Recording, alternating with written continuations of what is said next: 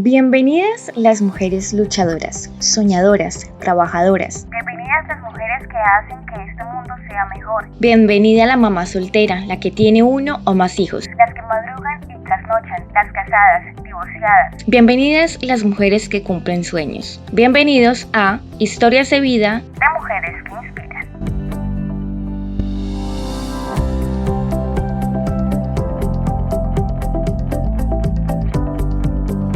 Hola a todos los seguidores de Sonados Tolima, bienvenidos a este nuevo episodio del podcast Historias de Vida de Mujeres que Inspiran.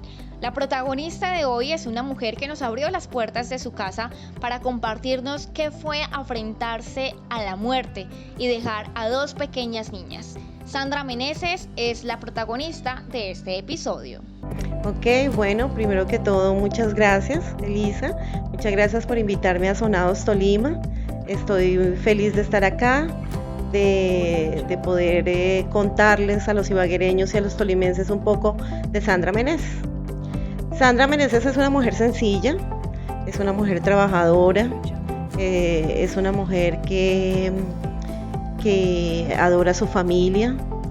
Sandra Meneses es una mujer que quiere generar un cambio, que quiere ver prosperar su región, su ciudad. En pocas palabras, esa soy yo, esa es Sandra Rocío Meneses. Bueno, Sandra, cuéntanos un poco más de tu vida. Sabemos que eres de acá de Ibagué, pero cuéntanos un poco más de tu niñez, en qué barrio naciste, cómo se conformaba tu núcleo familiar. Bueno, a ver, yo te cuento, yo soy criada en la séptima etapa del Jordán, adoro mi séptima etapa del Jordán, de hecho aún allá está mi casa materna. Llegué muy chiquita a esa zona de 5 añitos, allí me crié, allá estuve hasta que me casé y me fui de casa. Soy básicamente, digamos que del perrenque del estrato medio, del perrenque de que desde chiquitos nos toca ayudar a mamá. Mi mamá tenía una panadería y yo, la fascinada, trabajaba con ella, le ayudaba a atender su panadería y nada, de ahí empezó como esa mujer guerrera, esa mujer que quiere como cambiar las cosas, como sentirse también dueña de sus espacios, como sentirse dueña también de sus competencias, de sus habilidades y nada, creo que eso fue un buen inicio para Sandra Meneses. Ya de mi parte familiar te cuento que pues mi padre murió cuando yo tenía 5 años, fui criada por mi madre, digamos que en una situación no muy holgada, somos estrato medio, con lo suficiente, gracias a Dios nunca faltó el pan en mi casa, pero tampoco éramos bollantes, ¿no? Tampoco ricos, ni tampoco nos sobraba la plata, a mi mamá le tocó trabajar duro, fuerte, para sacarnos adelante. Eso también se me pegó, ¿no? Digamos que eso también hizo que yo desde chiquita trabajara, luchara. Como te digo, le ayudaba a mi mamá en la panadería. Ya después, como me iba muy bien en el colegio, entonces empecé a dictar clases de pre-IFEX, de preuniversitarios, y con eso también me bandié una buena parte de mi vida. Yo sí era hija única de padre y madre. Cuando mi papá murió, yo era la única hija. Mi madre posteriormente se casó otra vez y ya tuvo a mi hermano, pero cuando mi hermano nació yo tenía 15 años, entonces prácticamente yo casi lo crié. él es mi hijo bobo. ¿Te aprendiste a cambiar pañales desde Claro, no me faltó sino darle pucheca. ¿Cómo es esa relación? Muchas mujeres les pasa eso, ¿no? Tienen que criar a sus hermanitos y digamos que de alguna manera ellos ven a otra mamá. ¿Cómo era esa relación de una niña de 15 años que el chiquitico le hiciera caso? No, él era muy apegado a mí, él era demasiado apegado a mí, él quería todo conmigo, él quería que yo lo durmiera, él quería dormir conmigo, que yo lo chocholeara, que yo jugara. Era difícil, ¿no? Porque por la diferencia de edades, obvio, yo tenía como ese instinto maternal y ese a cuidarlo, a protegerlo, pero pues también yo estaba en una época de adolescencia en la que, a veces yo quería otras cosas, pero no, pero digamos que la relación con mi hermano es una relación deliciosa porque yo casi que lo siento realmente como un hermano hijo, como un hermano al que yo ayudé a cambiarle pañales, al que yo ayudé a bañar, al que yo ayudé a hacerle tareas, con el que yo estuve muy pendiente cuando se enfermó. Entonces una relación muy bonita con mi hermano. ¿Cómo fue ese impacto? Ya porque nos dices ya 15 años de diferencia, eras la hija única, pero me imagino que eras la consentida de la familia. ¿Cómo fue que te enteraras de que tu mamá estaba esperando otro bebé y que ya no ibas a ser la consentida de la familia? Pero sabes que no fue difícil porque yo ya estaba grande. Entonces digamos que no hubo ese choque que puede haber de pronto entre unos niños de, no sé, de menores edades y que llegue un bebé. No, yo ya era una señorita. Y por el contrario, a mí me dio mucha alegría. Fui la niñera número 1, como te digo, no solo porque me tocara, sino porque realmente me nacía cuidar y consentir a ese hermanito chiquito, que además era una preciosura. Bien, Sandra, cuéntanos entonces, trabajabas con tu mamá en la panadería, mujeres emprendedoras. ¿Cómo era esa relación de tener que, obviamente, ayudarle a la mamá pues, en los quehaceres de la casa, en la panadería, pero también tener que atender el colegio? ¿Y cómo fue esa etapa? Porque todas las mujeres normalmente a los 15 años es esa etapa como del enamoramiento. ¿Cómo fue esa etapa de adolescencia ya a ser mujer? Pues imagínate que esa panadería que duró muchísimos años, en la 7ª etapa del Jordán, en toda la esquina subiendo por el semáforo de la Campiña, digamos que yo la atendía y teníamos clientes porque la nena la atendía. Yo recuerdo un amigo que me decían, vamos a donde la panadera, y entonces se vendía el pan el día que yo estaba, que era obviamente entre fin de semana que yo podía colaborarle a mi mamá.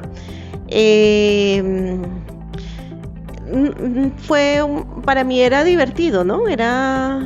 No era en ningún momento harto, sino que por el contrario me sentía productiva, me sentía ayudando a mi mamá. Fue una etapa muy bonita en la que aprendí, por ejemplo, a manejar dinero, porque yo también hacía la caja, recibía, daba de vueltas. Fue una etapa fortalecedora, fue una etapa en la que ayudó a formar ese espíritu de perrenque con el que vamos para adelante, con el que trabajamos, con el que, como tú decías, mujeres emprendedoras, con ese matriarcado de mi casa, que además viene desde mi abuela, porque mi abuela también perdió a su esposo siendo muy joven, crió sola 4 hijos, entonces venía el matriarcado de mi abuela, luego el matriarcado de mi madre, y entonces, como tú dices, mujeres al poder, al empoderamiento. Total. ¿Qué recuerdas de esa etapa de la adolescencia mientras estuviste en la casa? Digamos, una anécdota con los amigos del barrio, con los amigos del colegio que tú recuerdes y que hoy lo llevas y haces como una retrospectiva de decir, esto realmente marcó mi vida en esa época. Ay, pues no sé, yo era muy amiguera, ¿no? Tenía amigos, tenía un amigo muy especial al que yo aprecio mucho, hoy en día también somos amigos y de hecho tenemos hijos contemporáneos, y yo le digo, hombre, nos pusimos hasta de acuerdo para tener nuestros hijos. Como las amistades con los amigos de ahí de la 7ª, de la 8ª etapa del Jordán, el sentarse por las noches a hablar carreta hasta tarde, cuando no había peligro de hacerlo. No había, en esos momentos eran un barrio de estrato medio en el que tú dignamente te hacías en el andén y nos quedábamos hasta las 11 de la noche simplemente charlando con un buen amigo o con una buena amiga sin ningún problema. Todos esos fueron momentos maravillosos, o sea, fue una etapa de niñez y adolescencia que pienso que fue muy bien sustentada moralmente, familiarmente y también socialmente, que me ayudó a reforzar mucho los lazos, no solo con mi familia, sino con mis amigos. ¿Cómo fue esa etapa ya después de la adolescencia, que uno quiere cumplir ya rápido 18 años porque uno quiere crecer y quiere ser adulto? ¿Cómo viviste esa etapa? Bueno, la etapa ya, digamos, cuando la universidad, mi mamá es más bien una mujer, digamos, protectora, sobreprotectora, y ella no quería dejarme ir a estudiar a otra ciudad. Y yo embelesada con salir a estudiar, yo quería estudiar en la Universidad Nacional Antropología. Entonces me decían, hombre, usted que es tan buena estudiante, que es tan buena con las matemáticas, ¿cómo va a estudiar antropología?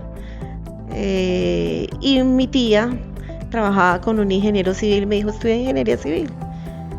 Pues como que yo me presenté a la Universidad Nacional de Colombia de Manizales y me presenté para ingeniería civil y pasé de segundas. Y también pasé a mi segunda opción, que era ingeniería química. Entonces, realmente yo pienso que mi mamá, cuando me llevó al examen, ella diría, yo le llevo a sacarle embeleco, pero yo creo que ella no pensó, ella va a pasar.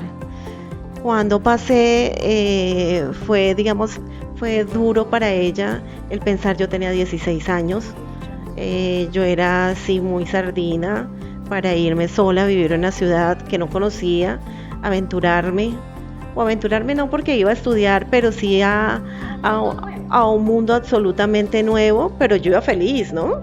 Voy a mi universidad, voy a conocer gente, voy a aprender, voy a vivir sola, voy a desenvolverme.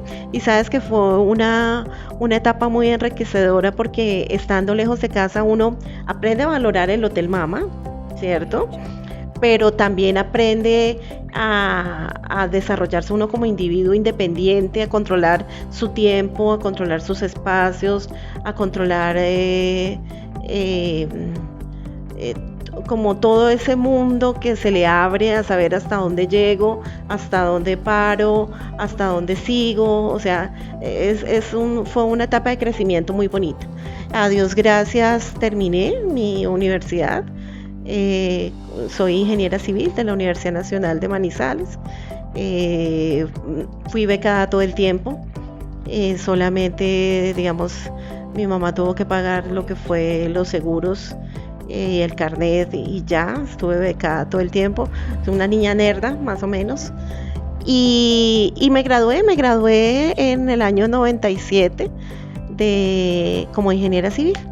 Sandra, cuéntanos cómo fue esa experiencia para una carrera de ingeniería, que pues para esa época la mayoría eran hombres. O sea, normalmente hay muchas carreras en las que la mayoría son hombres, sin estigmatizar pues como las carreras, porque hoy en día pues hay muchas mujeres que son ingenieras civiles, pero para esa época, ¿cómo fue encontrarse en ese mundo? Pues aparte de que estabas sola, no estabas con tu familia, la universidad, 16 años, y encontrarse en una carrera donde la mayoría eran hombres. Pues te cuento que sí, éramos como 45 y éramos solamente 3 mujeres. Pero ya es que yo soy muy sociable, muy abierta, entonces no le encontré como problema. De hecho, encontré grandes amigos, encontré mucho respaldo en mis compañeros manizalitas. Ellos me abrieron las puertas de sus casas, porque obviamente yo era de afuera, yo era la más pequeña, yo tenía compañeros mucho más grandes. Entonces, como ese apoyo tan bonito que encontré, no me sentí en ningún momento discriminada por mis compañeros hombres. Por el contrario, digamos, por ejemplo, en las clases de topografía que nos tocaba cargar los jalones, el aparato topográfico, pues ellos incluso nos colaboraban. Eso sí nos hacíamos nosotros las mujeres, ¿no? Entonces éramos las 3 niñas y el profesor era tan malo que nos daba el aparato más viejo, los jalones más pesados. Bueno, en fin, pero los muchachos nos ayudaban y fue una experiencia muy enriquecedora, muy chévere. ¿Cómo fue ya, digamos que avanzando un poco más en las etapas de la vida, digo yo, ¿no? Terminaste la universidad y encontrarse ya con el mundo laboral. ¿Cómo fue esa experiencia? Pues te cuento que yo fui muy afortunada, porque antes de graduarme yo empecé a trabajar. Yo terminé mi tesis y el esposo de mi tía me consiguió trabajo en una constructora, y antes de graduarme yo ya estaba trabajando como ingeniera residente. Entonces, digamos que fui afortunada porque arranqué con el pie derecho antes de graduarme y ya teniendo experiencia. Y gracias a Dios, yo me gradué en el año 97, hace ya 20 y algo de años. El trabajo no me ha faltado. El trabajo no me ha faltado como ingeniera civil. Bueno, posteriormente estudié la especialización en gerencia de proyectos, hice mi maestría en gerencia de la calidad. Ahorita estoy haciendo un Master Business Administration, una maestría en administración de empresas. Y todo el tiempo como queriendo aprender más, conocer más. Soy como adicta al estudio, entonces pienso que ha sido parte de la fórmula de estar siempre conectada con el trabajo, la fórmula del éxito digamos, de no estar desempleada. Bueno, Sandra, conocemos esa parte como la Sandra juiciosa, la que estudia, la trabajadora y afortunada, gracias a Dios, como tú lo dices, que has podido contar con trabajo desde que saliste de la universidad. Pero esa otra parte de Sandra, ya más personal, ¿cómo fue, digamos, conocer el amor, conformar una familia?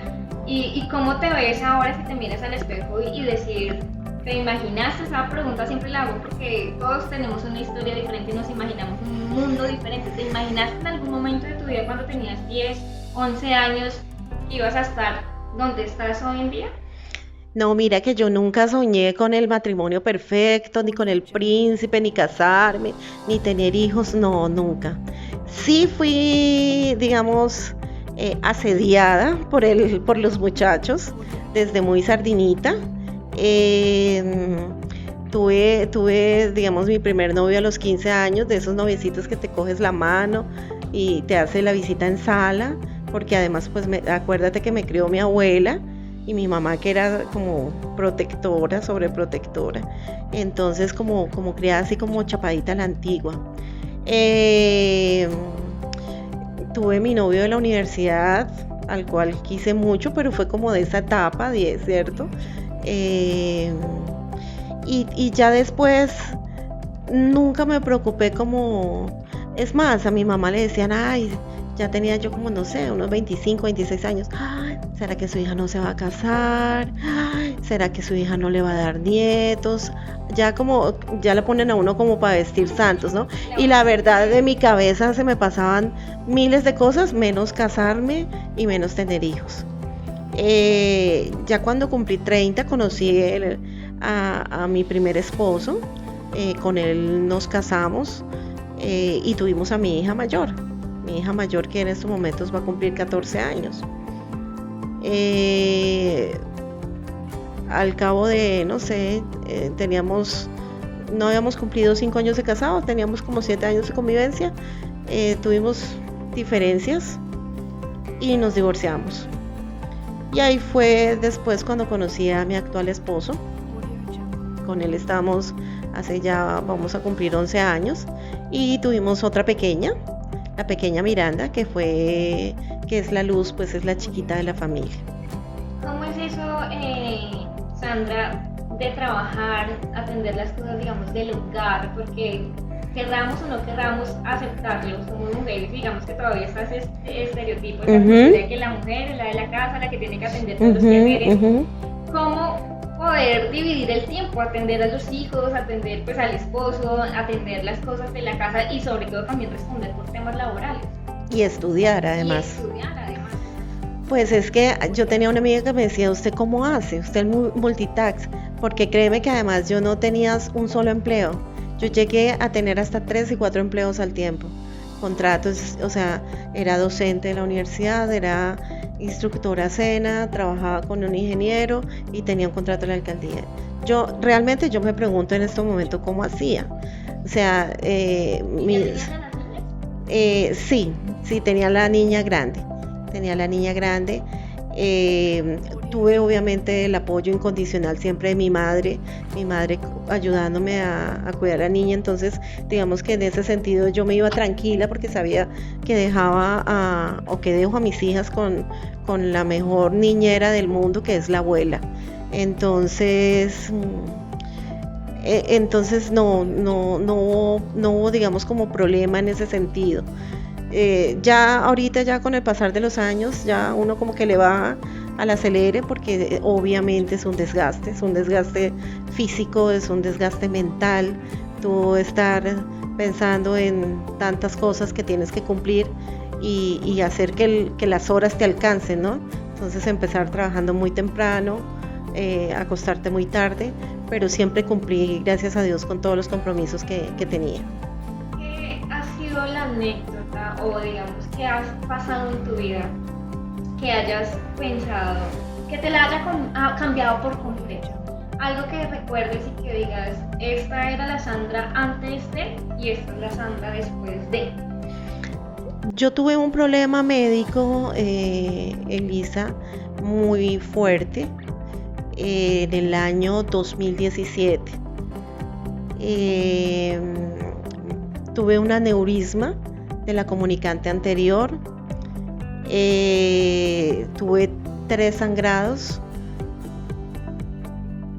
Estoy viva de milagro realmente. Cuando yo llegué, es que fue un proceso como largo, porque a mí me empezaron unos dolores de cabeza que yo los asociaba con estrés laboral. Teníamos largas jornadas de trabajo, teníamos compromisos complejos que cumplir. En ese momento yo estaba de gerente de la gestora urbana, una entidad con muchos problemas al interior, y uno como en el afán de hacer, entonces de pronto alargaba las horas de trabajo. Llegué a trabajar hasta 20 horas al día y de pronto el cuerpo pasa factura, ¿no? Tuve entonces este aneurisma que sangró, pero hubo un periodo, las operaciones fueron en septiembre y octubre del 2017, pero los dolores de cabeza iniciaron en junio más o menos de ese año. Entonces, como yo soy hipertensa, yo pensaba que era que se me estaba subiendo la tensión y que obviamente el estrés me estaba molestando, pues la parte con la cefalea. Ya en agosto tuve un dolor de cabeza demasiado fuerte. Recuerdo que yo venía manejando, subiendo de la 15 con primera a llegar aquí a mi casa, que vivo en la 11 entre primera y segunda. Y créeme que yo no sé cómo llegué, cómo no me estrellé, porque el dolor de cabeza era un dolor de cabeza intenso, que yo no podía ni abrir los ojos. Como pude, llegué, dejé el carro afuera, le dije al portero, por favor, llame a mi esposo. Empecé a sentir un dolor muy fuerte en el pecho. Además, yo le decía a mi esposo, me está dando un ataque cardíaco, y me decía, no, respira, por favor, respira. Para mala suerte, a mi mamá le habían acabado de operar de apendicitis. No estaba en la clínica, no estaba acá para ayudarnos. Era mediodía, mi hija grande no había llegado del colegio, la niña chiquita tenía 1 año, y nosotros, ¿con quién dejamos a la niña para yo irme a la clínica?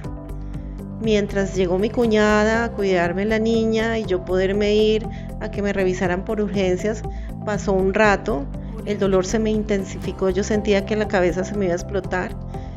En la clínica Tolima me atienden, me mandan a hacer un TAC, pero mientras todo el proceso, el dolor se me agudiza, a mí se me tuercen los dedos, hablaba como con la lengua empelotada, como que no podía, las piernas me hormigueaban, pero el TAC salió normal. Los exámenes de sangre salieron normal, y la médico muy displicente me dijo, es que respire mija, respire que usted no está respirando bien y por eso es que le está dando eso. Me aplicaron, no sé qué me aplicaron, algo para el dolor y me devolvieron para la casa. Después de ese cuadro de agosto, el dolor de cabeza se intensificó a tal punto que ya el Dolex, que era lo que yo tomaba, no me hacía. Empecé a tomar Cebedol. Llegué a un momento en que me empecé a tomar 2 Cebedoles cada 3-4 horas de los dolores de cabeza tan fuertes. Entonces me decían, no, váyase a donde un internista. Fui a donde un internista y el internista me dijo, no, usted lo que está es estresada. Yo aquí debería tener una agencia de viajes para que usted se fuera para la playa y se desestresara y no pensara en el trabajo y bájele y mérmela al trabajo. Y bueno, como a los 15 días de ese primer dolor fuerte de cabeza que te cuento que me pasó con el vehículo, tuve otro en la casa aquí a la madrugada. Teníamos consejos directivos, teníamos consejos de gobierno muy temprano. Recuerdo que ese día creo que teníamos a las 5 de la mañana, eran las 4, yo me levanté al baño cuando volví a sentir exactamente lo mismo. Un punzón de la nuca hacia la cabeza, como si se fuera a reventar. Yo estaba sentada en el baño y no me podía parar y me cogió además de todo un tirón desde las rodillas hacia las nalgas. Me empezó a doler toda esa parte de los muslos. Volví a donde otro médico, ya me dijeron entonces que eso era de pronto con el nervio ciático, que de pronto eso era de la columna, que lo mismo del estrés. Me mandaron a un quiropráctico. El quiropráctico me puso a andar muy derechita, muy bonita, pero con el mismo dolor de cabeza. Para no hacerte largo el cuento, te cuento que anduve por lo menos con 3 tipos de médicos holísticos, acupuntura, terapia neural, bueno, lo que tú quieras. Y yo no me mejoraba de mi dolor de cabeza. Cuando ya me empezó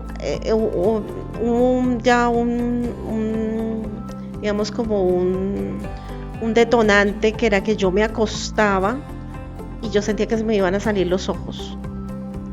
Yo no podía ni dormir. Y un día yo dije, Dios mío, yo tengo algo más.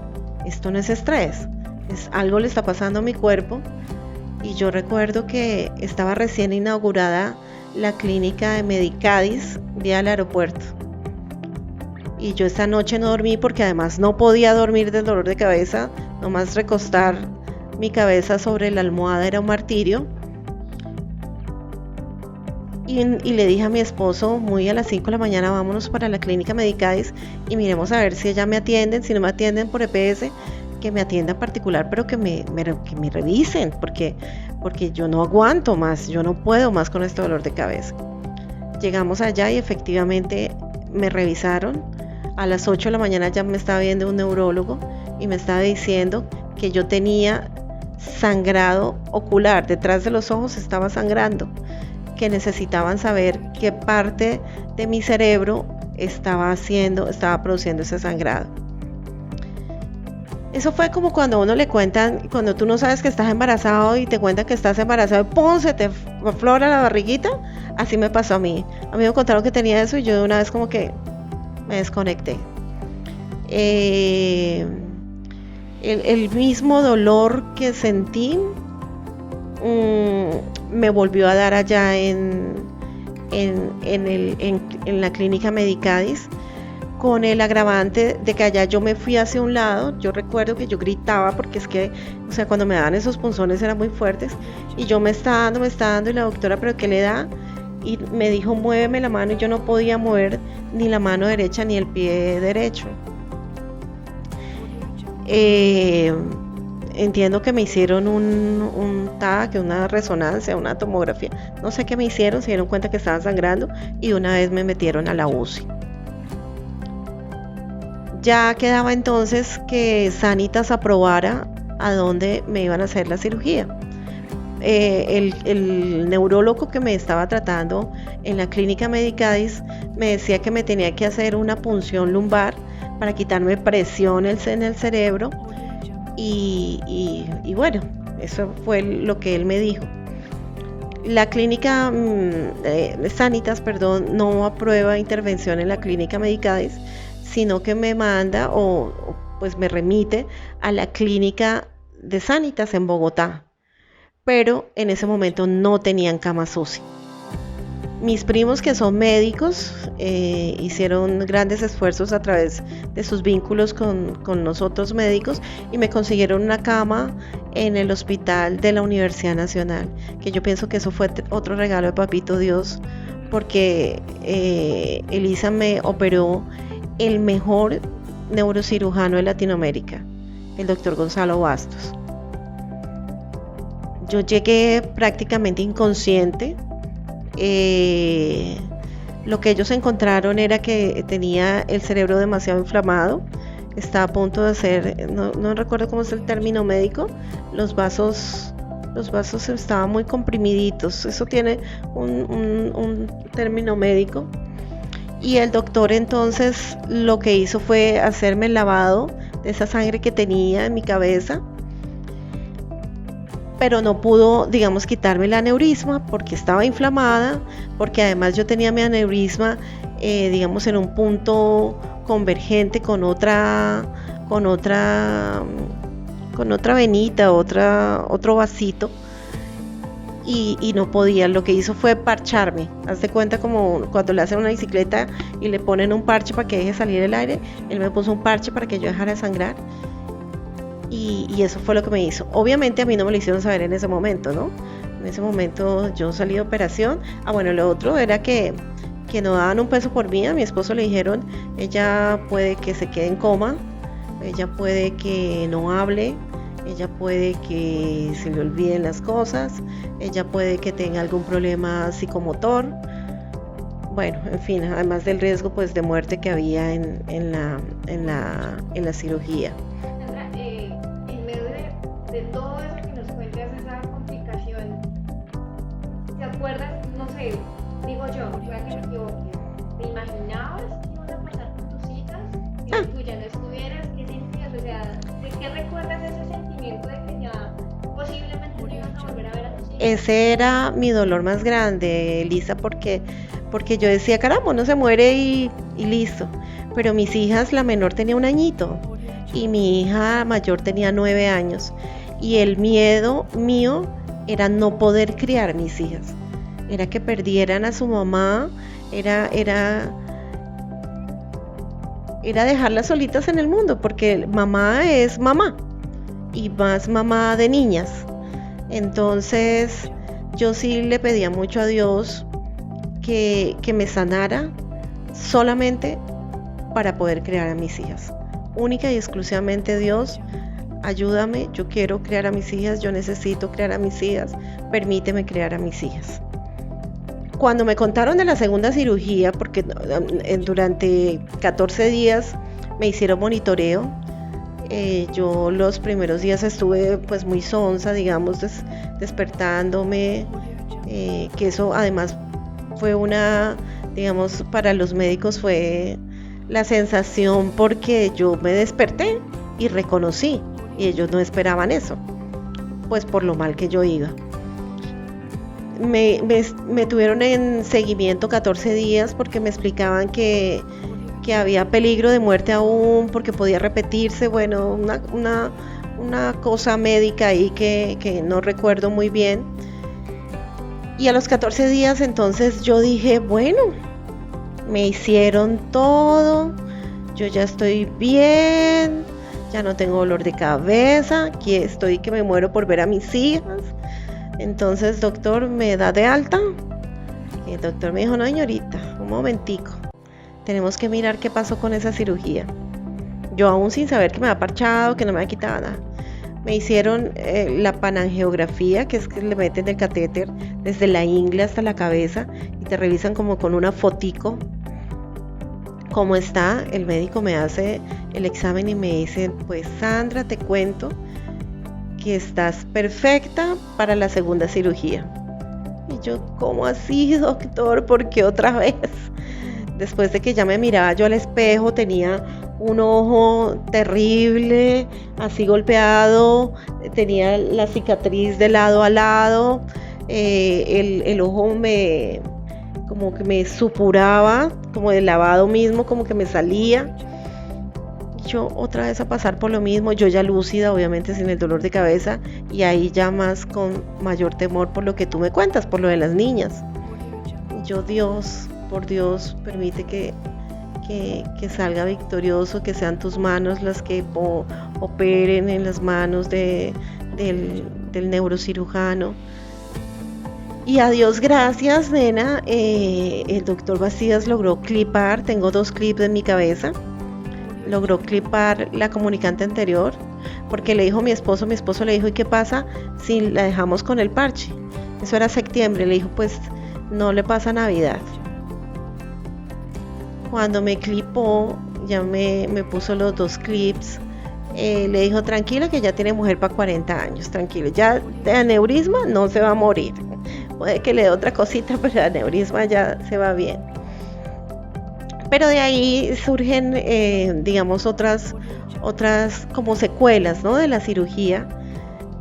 Primero una recuperación lenta, como me operaron, digamos, el aneurisma era en la comunicante anterior del lóbulo izquierdo, pero muy pegado al lóbulo derecho. Entonces yo tenía inflamación en estos lóbulos, y estos lóbulos son los que ayudan con la parte de la escritura y con la parte de números y esto.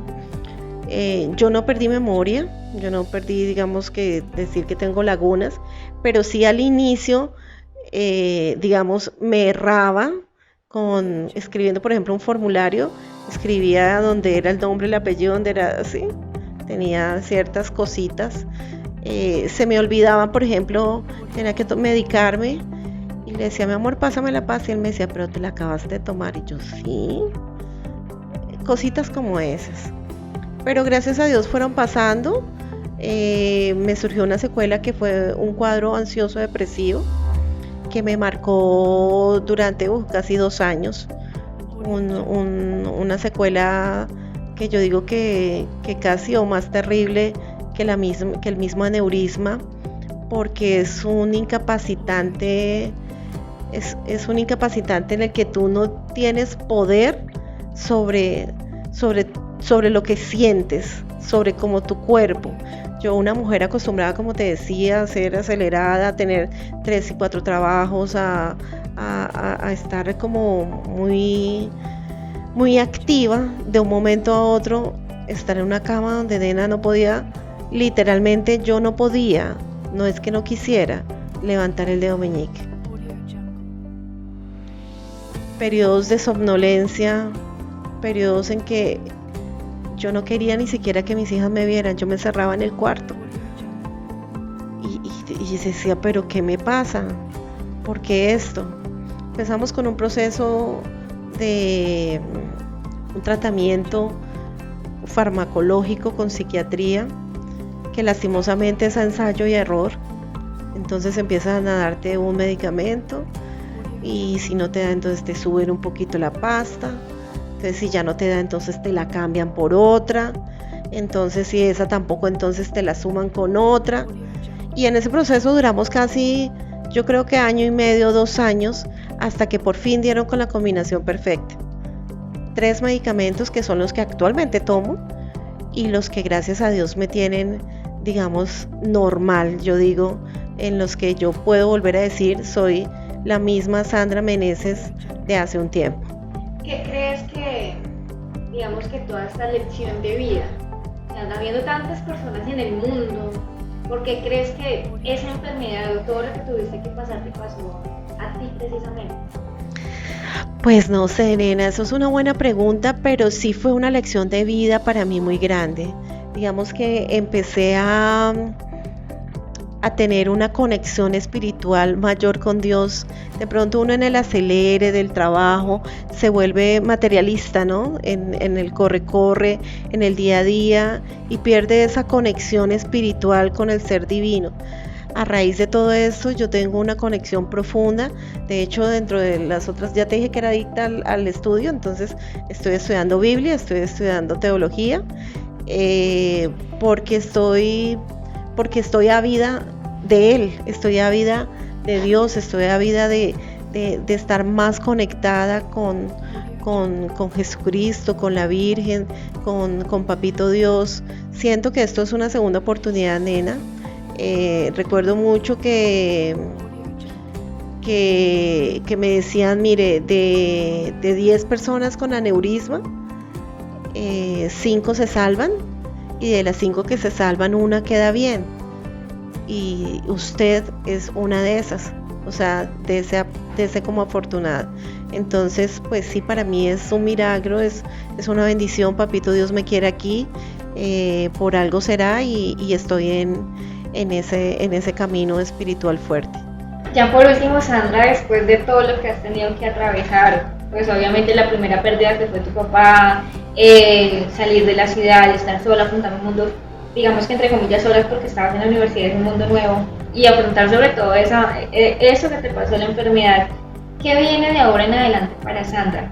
¿Qué sueña? ¿Qué le hace falta a Sandra por cumplir sus sueños? Yo creo que Sandra hay para rato. Sandra quiere aportar su granito de arena a esta sociedad, quiere aportar este granito de arena a esta tierra hermosa, quiere aportar un granito de arena a mejorar el desarrollo socioeconómico de nuestra región, de nuestra ciudad, de nuestros municipios. Creo que Sandra quiere ser una mujer líder que convoque a otras mujeres, que permita que se abran espacios para las mujeres, porque nosotras también podemos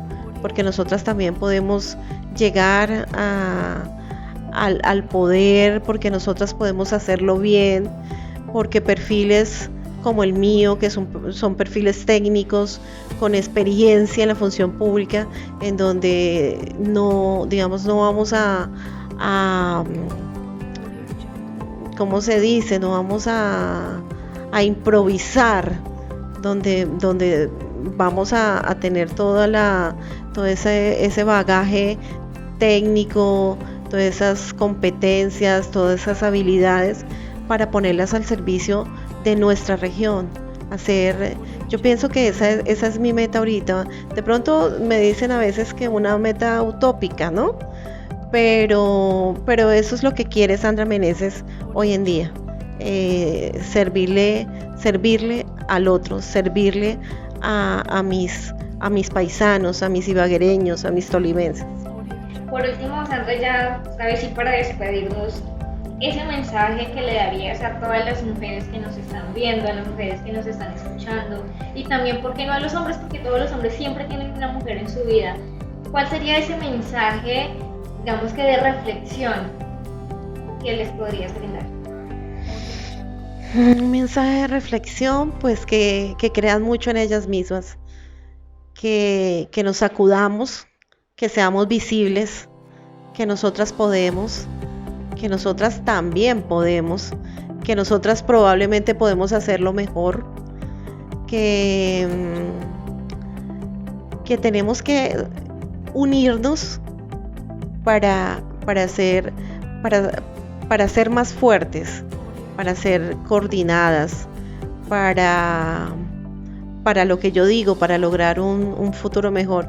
Fíjate que es que la mujer es la administradora por excelencia, administra su hogar, le alcanza la plática para la papita, para la yuquita, para el colegio del niño, somos grandes administradoras. ¿Por qué no podemos hacerlo en el sector público también? ¿Por qué no podemos hacerlo pensando en nuestros municipios, hacer rendir esos presupuestos para que hayan obras, para que hayan infraestructura, para que haya educación, para que haya salud? Entonces, ese sería un mensaje que nos movamos, que nos soltemos, que nos liberemos, que salgamos del anonimato, que nos empoderemos como mujeres líderes, mujeres técnicas, mujeres berracas, que podemos sacar adelante nuestra región.